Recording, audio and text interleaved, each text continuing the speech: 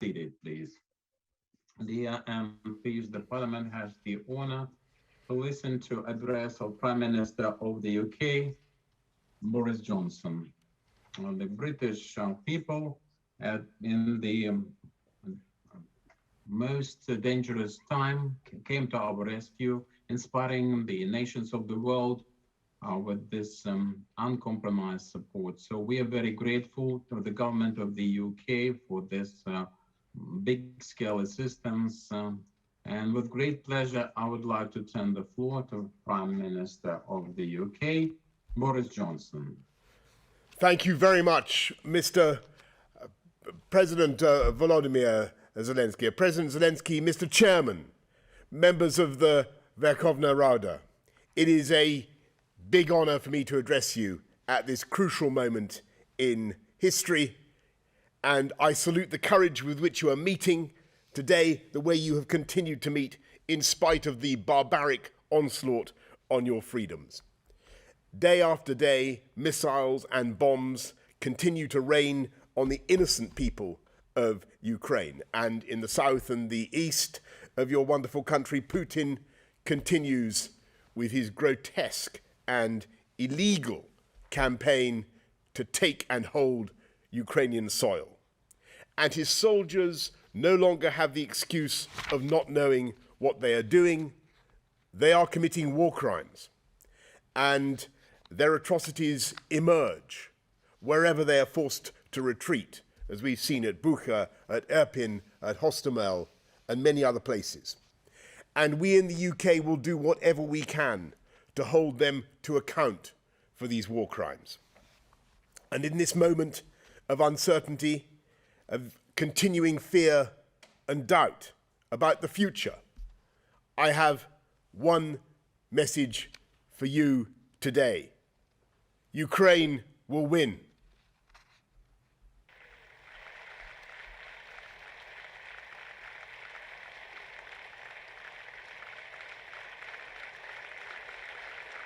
Ukraine will be free. And I'll tell you why I believe you will succeed, dear members of the Rada.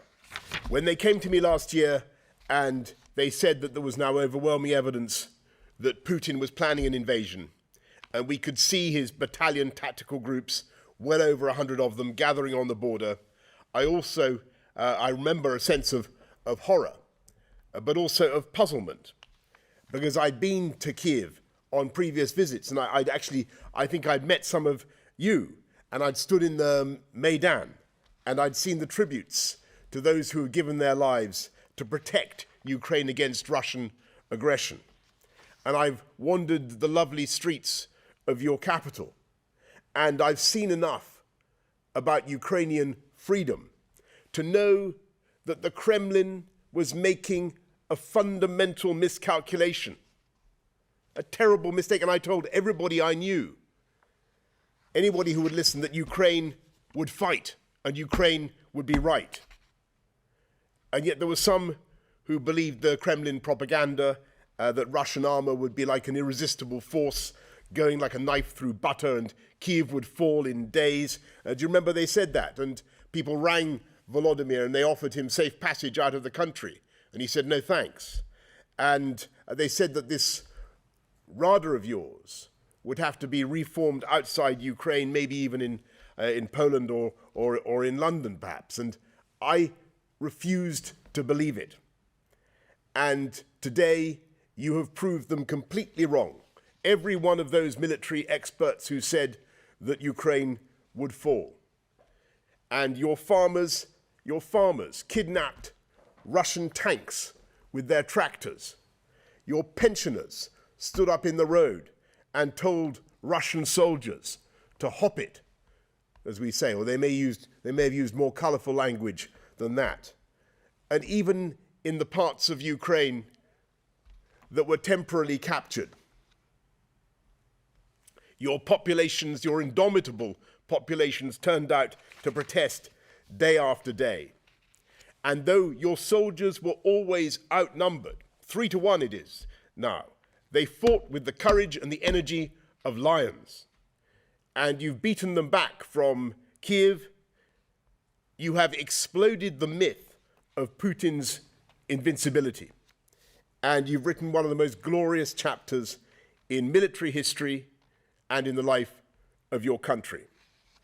The so-called irresistible force of Putin's war machine has broken on the immovable object of Ukrainian patriotism and love of country.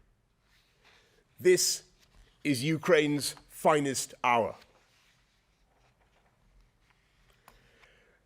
that will be remembered and recounted for generations to come.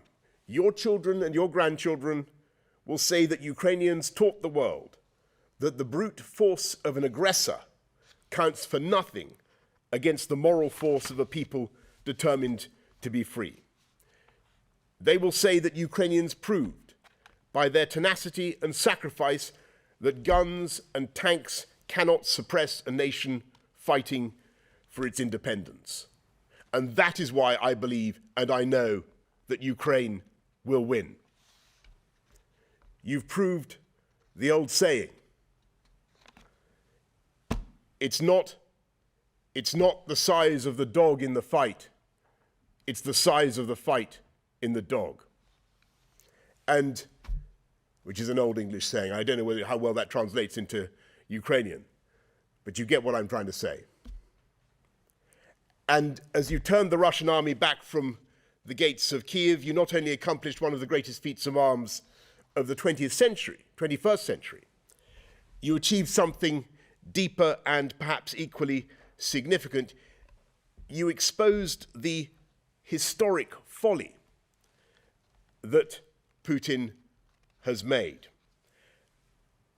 When a leader rules by fear, and when he rigs his elections, and when he jails his critics, and he refuses to have a free media, and he listens just to sycophants, and when there's no limits on his power, that is when he makes catastrophic mistakes.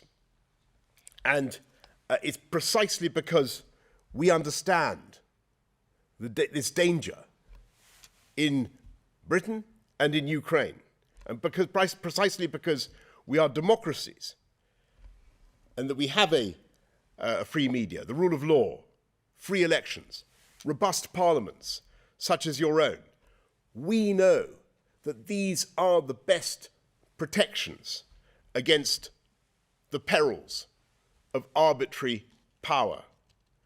And when an autocrat deliberately destroys those institutions, he might look as though he's strong, and some people might even believe it, but he's sowing the seeds of catastrophe for himself and for his country, because there will be nothing to prevent him committing another terrible mistake. Putin's mistake was to invade Ukraine, and the carcasses of Russian armor littering your fields and streets are monuments not only to his folly, but to the dangers of autocracy itself.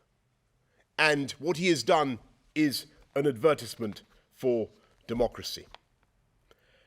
On a day when Putin thought he would be in charge of Kiev, I had the honor of being able to visit your wonderful city, and I saw the defiance of the people of Ukraine. And I know so much about the terrible price that Ukrainians have paid and are paying for your heroism.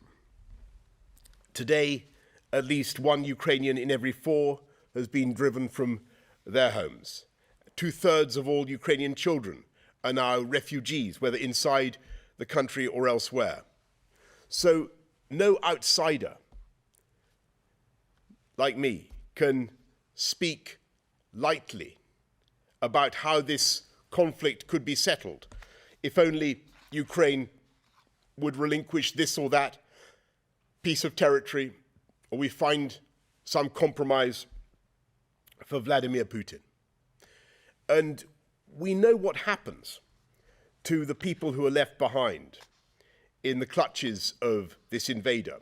And we who are your friends must be humble about what happened in 2014. Because Ukraine was invaded before, for the first time, and Crimea was taken from Ukraine. and the war in the Donbass began. And the truth is that we were too slow to grasp what was really happening. And we collectively failed to impose the sanctions then that we should have put on Vladimir Putin. And we cannot make the same mistake again. And it's precisely because of your valor, your courage, your sacrifice, that Ukrainians now control your own destiny. And you are the masters of your fate. And no one can or should impose anything on Ukrainians. And all I will say is that we in the UK will be guided by you, and we are proud to be your friends. And I'm proud that our ambassador, Melinda Simmons, is back in Kyiv. I know you know Melinda, to reopen our embassy. And in January, of course, as you were kind enough to say, Mr. Chairman, just before Putin launched his onslaught, we sent you plane loads of anti-tank missiles, the NLAVs, which I think have now become popular in Kiev and elsewhere. And we have intensified that vital effort, working with dozens of countries, helping to coordinate an ever bigger supply line. And we're sending many thousands of weapons of every kind, including tanks now and armoured vehicles. In the coming weeks, we in the UK will be sending you Brimstone anti-ship missiles and Stormer anti-aircraft systems. And we're providing armoured vehicles to evacuate civilians from areas under attack and protect officials, as what Volodymyr mentioned to me in our most recent call, protect officials while they maintain critical infrastructure. I can announce today from the UK government a new package of support totaling £300 million, including radars to pinpoint the artillery bombarding your cities, heavy lift drones to supply your forces, and thousands of night vision devices. We will carry on supplying Ukraine alongside your other friends with weapons, with funding and humanitarian aid until we have achieved our long-term goal, which must be so to fortify Ukraine that no one will ever dare attack you again. Here in the UK, in my country, you will see Ukrainian flags flying everywhere, from church spires and in shop windows. You see Ukrainian ribbons on the lapels of people up and down the country. And there are many reasons why your country has evoked such astonishing sympathy in the British people. It's a conflict that has no moral ambiguities or grey areas. This is about the right of Ukrainians to protect themselves against Putin's violent and murderous aggression. It's about Ukraine's right to independence and national self-determination against Putin's deranged imperialist revanchism. It's about Ukrainian democracy against Putin's tyranny. It's about freedom versus oppression. It's about right versus wrong. It's about good versus evil. And that is why Ukraine must win. And when we look at the heroism of the Ukrainian people and the bravery of your leader, Volodymyr Zelensky, we know that Ukraine will win. And we in the UK will do everything we can to restore a free, sovereign, and independent Ukraine. Thank you all very much for listening to me today, and Slava Ukraini. Thank you.